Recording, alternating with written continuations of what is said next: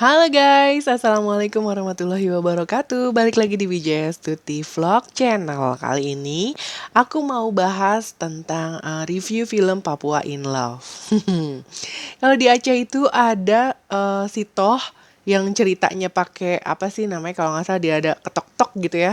Nah, tapi kalau di Papua itu ada namanya cerita mop. Ya hampir sama, ceritanya kayak dongeng gitu dan didengerin sama satu anak Papua. Nah, di Papua in Love ini tuh ada banget ceritanya.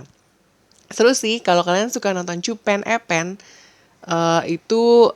Ini nyeritainnya berdasarkan dari pengalaman Cupen dan Epen.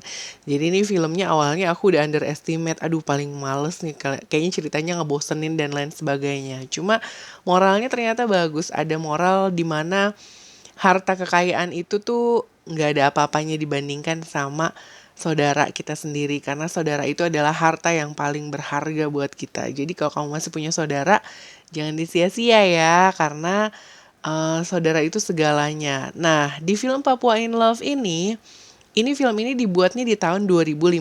Kalau menurut aku, filmnya cukup oke, karena tidak ada unsur apa ya, jorok atau gimana. Ada sih sedikit pas Babe Cabita bilang gunung emas gitu, cuman itu dibalut sama unsur kelucuan. Nah, jadi intinya sebenarnya ceritanya simple tentang seorang anak yang disuruh mencari saudara kembarnya ke medan perang gitu loh, dan ternyata medan perang itu adalah di Jakarta. Jadi berawal dari ayahnya bermimpi kalau anaknya yang pernah hilang waktu itu, anak kembarnya yang pernah hilang waktu itu, diketemukan dan sedang berperang di medan perang. Medan perangnya itu bukan medan perang yang kalian pikir kayak tembak-tembakan kayak di Ukraina dan lain sebagainya yang lagi perang ya.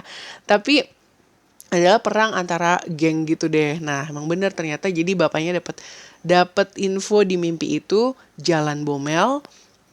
Terus ada gambar rusa jantan. Cuman gitu doang.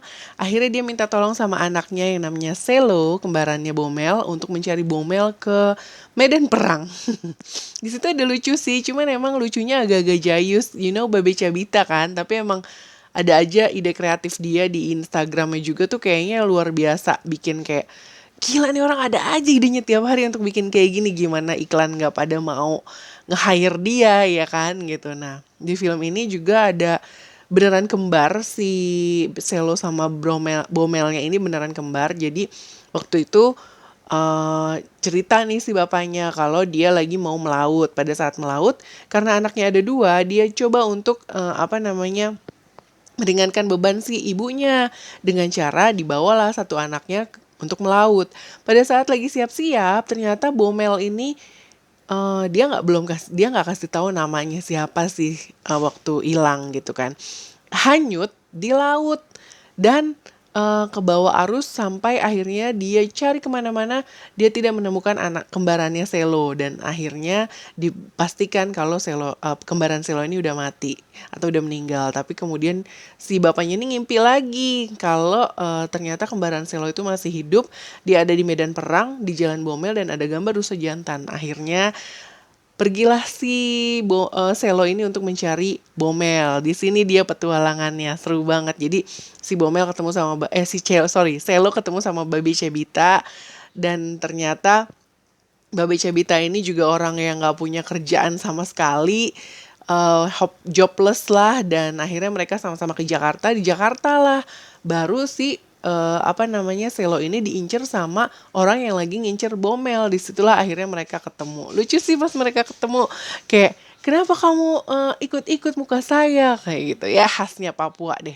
Intinya film ini bagus lah buat hiburan semata, kurang lebih 1 jam 33 menit, dan ada banyak-banyak lagu dan gimmick-gimmick yang seru lah kalau menurut gue. Jadi kalau misalnya kalian pengen mengisi waktu luang liburan atau weekend gak kemana-mana, bolehlah nonton film ini, Papua in Love, hanya di Netflix. Oke, see you when I see you. Sampai ketemu lagi di review film selanjutnya. Cus kasih tahu film apa lagi yang mau aku review selanjutnya. See you when I see you and bye-bye.